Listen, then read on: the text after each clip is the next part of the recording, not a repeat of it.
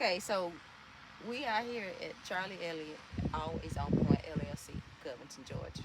So we got the Trevor TS what 12, and it holds 15 plus one slugs, um, double odds, all of them.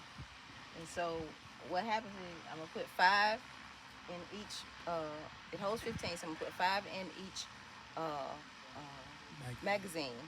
And when I get to my five loaded up, I'll rotate to put the next five in. So I hope I'm doing this right. This is my first rodeo. He's gonna give me all these instructions.